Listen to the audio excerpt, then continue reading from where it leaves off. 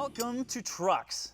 You are going to love today's show because it is all about how to design and build and fabricate that special suspension for your particular project. Now, the reason that this is important is that there's a lot of you guys out there that are building Jeeps or Broncos or Blazers or whatever that want to put on bigger axles and tires than the average person would. Or you want to stick it way up in the air. But how do you do that?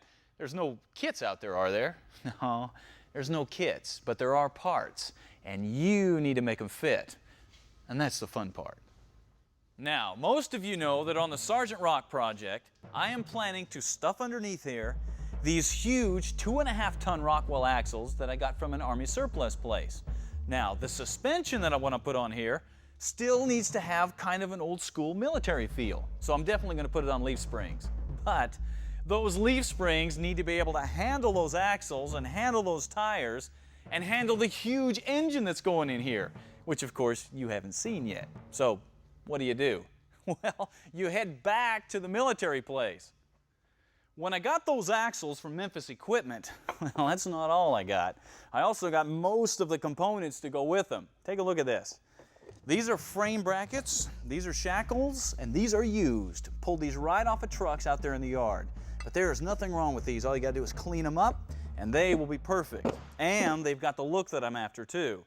Now, the U-bolts and the upper and lower brackets, all this stuff is brand new NOS, as well as new pins for the leaf springs. Take a look at this. Original packaging, October '86. Now, is that cool or what?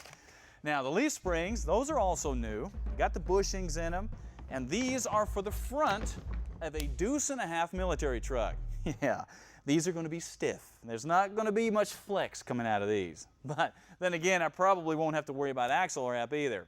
And since I am not building a flexi rock crawler, those should be perfect. Now, some of you guys are thinking, oh man, this looks expensive. No, man, that's the good part about going to a place like Memphis Equipment. They're a salvage yard. They're affordable. And if you're going this route, they've got all the stuff to make it look right and fit together. Can you imagine trying to find that at your local auto parts store? Yeah, ain't gonna happen. All right, let's take a look at some wheels right behind you. Now wheels, those were an issue at first because these tires are for a 20-inch rim. But they're wide enough to where you really need a 17 or 18-inch wide wheel to fill these things out and make them look right. And nobody was building a 20-inch rim that wide. Well, the answer came from Marsh Racing Wheels. Now, Marsh Racing has been building quality racing wheels for years, for everything from sprint cars to rock crawlers, you name it. And they will build them however wide you want them, whatever backspace you want, however you want to dream them up. And if you want real functional bead locks like these have, all you got to do is ask. They can do it all. Now, these are just in primer for now. I'm going to paint these up the color of the truck and detail them once I'm done with all this pre-fitting.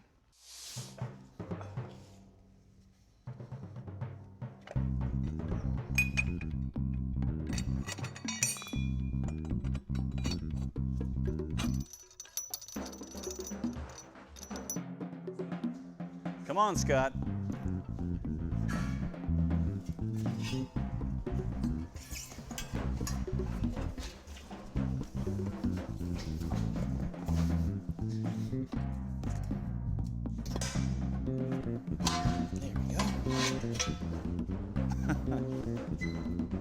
There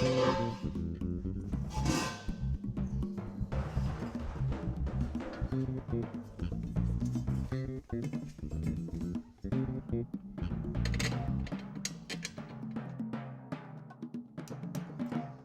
One of the biggest mistakes that people make with beadlock wheels is that they over-tighten them. These things only go down to 15 foot-pounds, but you will want to run this whole circle at least 5 times because you want everything to be even and tight. Trust me, you cannot check these too much.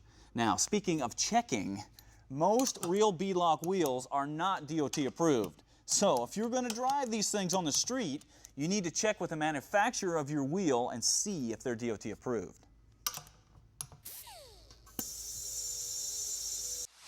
Now, you can finally start to see just what this big old sucker is going to look like.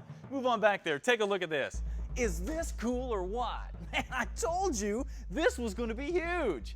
Now, with all the components mocked into place, you come to a very important part. You have a lot of measurements, a lot of calculations, a lot of things to do to make sure this stuff all lines up and works right. And that's what I'm going to walk you through.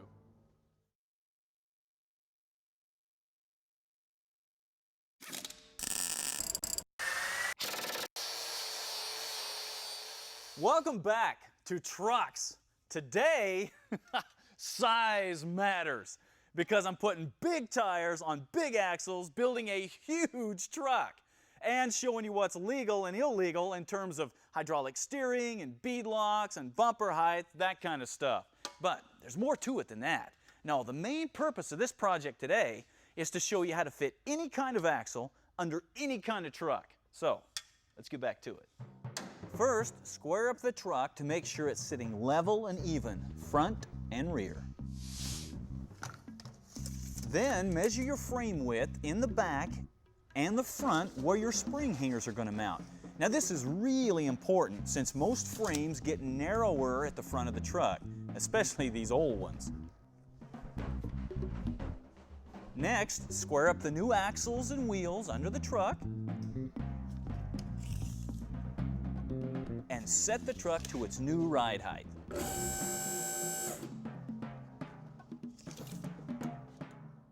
All right. Now, where you set your height, man, that is entirely up to you. That is where your pre-planning comes in. But if you want the vehicle to be street legal, now you better check your state laws because they either go from bumper height or headlight height. And if you want to build something this big, you can just forget it, man. It's not going to pass anywhere in the United States. Now, these old military trucks had about 14 inches of clearance between the top of the tire and the bottom of the fender.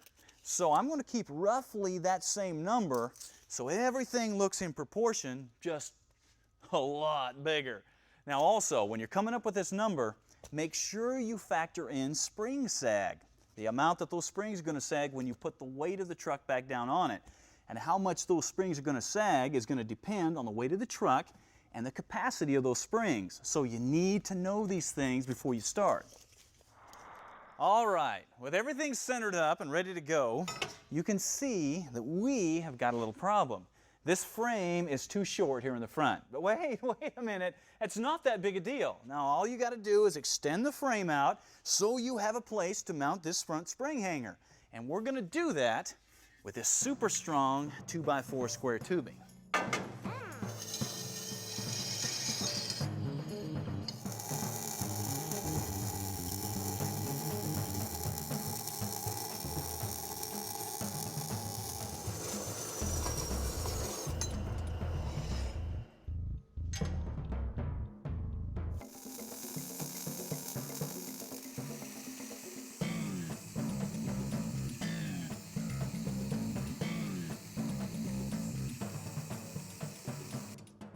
Okay, with the frame extended, we are ready to move on to the next step. But that doesn't mean I am done with this frame. No, I still need to come in here, weld up all these holes, and box this thing to give it the proper strength. But you don't need to do that now. You can do that later. Right now, we need to do something about fabricating some drop brackets that will hold this hanger. And basically, it's going to look something like this.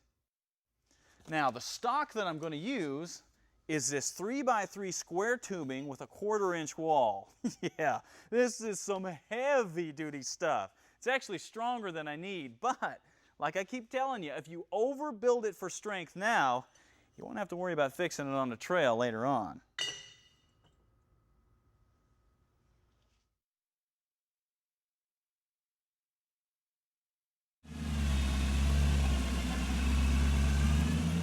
Hey, welcome back to Trucks. Sergeant Rock is on the block today, and the project is how to fabricate a suspension and retrofit bigger axles into your project. Now at this point, I am deep into the time-consuming part of cutting and drilling and tapping and all the other stuff that's involved in hand fabricating parts. Now, if you're going to do this kind of project, make sure you have got the proper tools to work metal this thick, or you could spend all day trying to finish just one piece.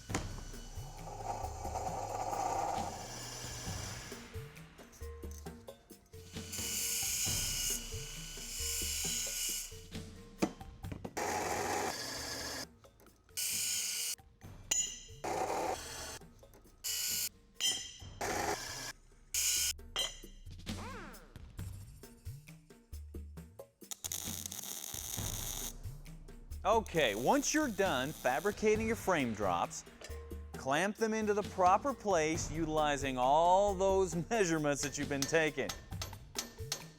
Now, make sure that you take your time here, because this is what's going to determine how high the truck sits, how straight the springs and axles are going to be, everything. Okay, with your front spring hangers in place, it is time to build the rear spring hanger. Now, these are actually a lot easier than those fronts because this frame is wide enough here in the back where this hanger will come right up underneath the frame. All you have to do is build it to the measurements that you took earlier. Now, you need to be on the money here because too low or too high is going to affect your pinion angle, which hopefully you did factor in when you made your original measurement.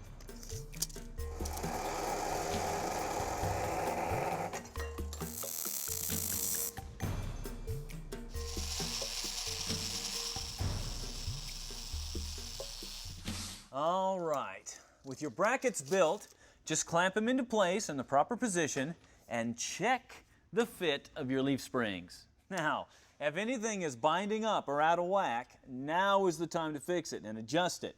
Now, once you have everything in place, you got the other side in, you've measured, you've taken everything into account, then you can start welding things in. Now, for the rear, that's even easier because the frame is square in the rear, it doesn't taper. So, if you can do the front, the rear is a piece of cake. Now, there are a couple of points that I'd like to bring up here. When you're finishing all this stuff off, don't just leave these ends open. Man, that looks bad. No, come in here, weld in a nice cap, smooth it all down. You'll be glad that you did. Also, remember to put in some gussets here for strength. And anytime that you build a drop like this, it's a good idea to also build in some sort of cross member. That'll keep the front end from moving and flexing on you. Also, you need to be on the lookout for weak points. For example, see how thin this frame gets here? Yeah, that ain't going to get it, even with the frame boxed. So what I'm going to do later on, I'm going to build a filler panel that'll build that frame back up and make it as strong as the rest of the truck. Now, obviously, there's a lot more to this kind of project than I had time to show you today. But hopefully this answers some of your questions and shows you what's involved in building this sort of rig. Obviously, it's not easy. You can see it completely pegs out our difficulty meter because you need to know how to build a frame, you need to understand suspension geometry, but if you've got the time and you've done your homework and you've got access to the tools, you shouldn't be afraid to do a project like this. You'll have the only one in the neighborhood.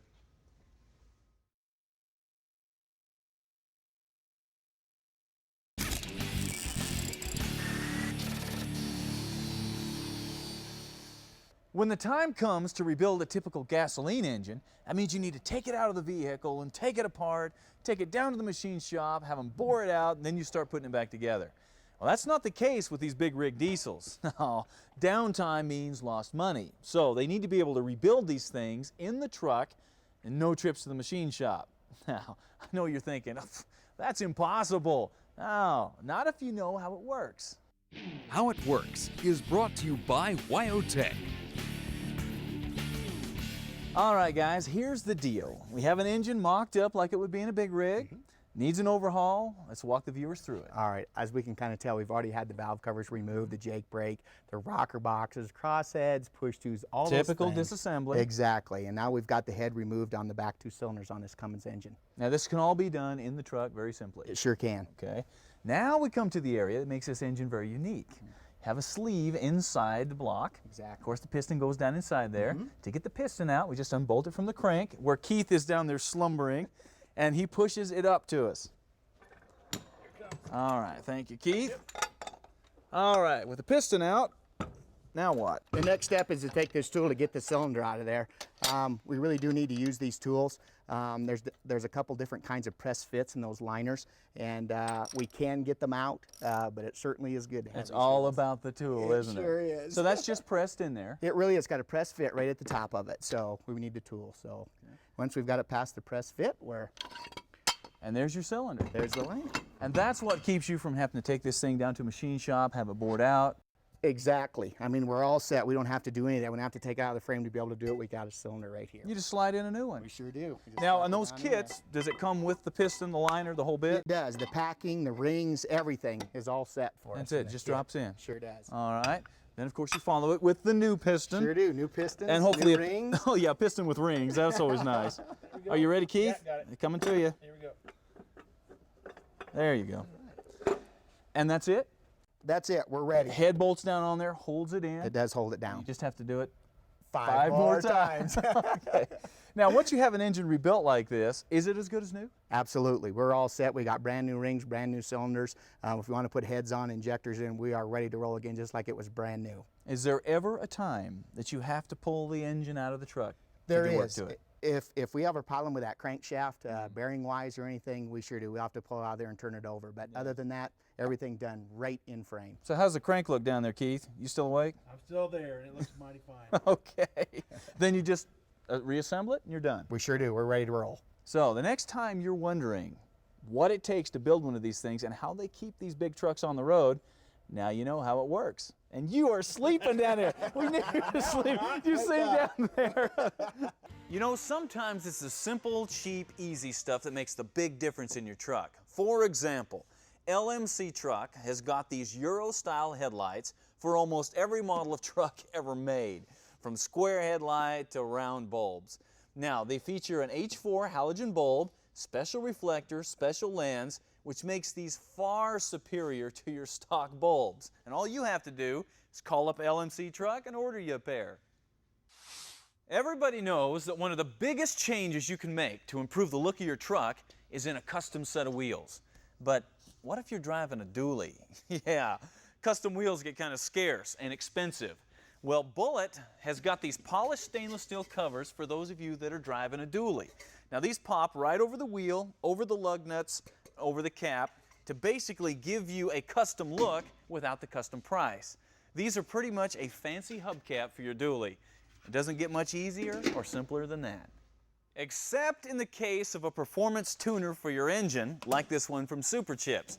Now there's nothing new here. You've all seen these before. You know what they do. They tweak your engine for more power. What is new is the application.